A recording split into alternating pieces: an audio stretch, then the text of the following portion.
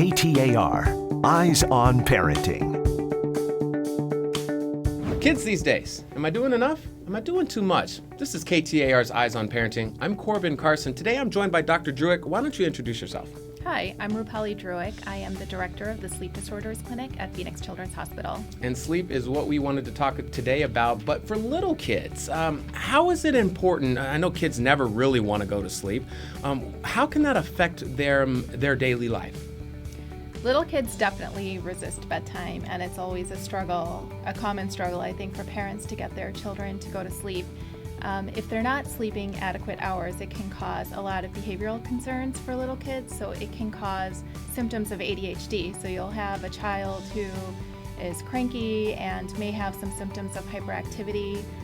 So they're hyperactive, they have problems with inattention, they have more outbursts. Generally, they're just sleepy during the day. So I know this has come up with my 5-year-old. He no longer takes naps. He's in kindergarten. And now my 2-year-old, even though she's always saying, I don't want it, she's still taking naps. What are the proper ages and amounts of sleep for little kids? Well, that's a really good question because the American Academy of Pediatrics just released a statement revealing how many hours of sleep is adequate for all age groups. So newborns actually need about 16 to 18 hours of sleep, and that's scattered throughout the day. Preschoolers need about 11 to 14 hours a day, so they'll sleep about 12 hours at night with a 2-hour nap during the day, and by age 5, children usually extinguish their naps.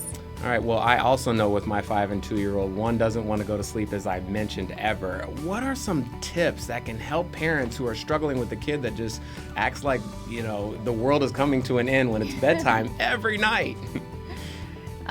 There's a couple things that we see very commonly in smaller children. One of them is called limit setting insomnia, where you put the child down to sleep and they keep coming out and asking for different things such as water, a hug, I need to go to the bathroom, I'm scared. Yes, I've heard them all.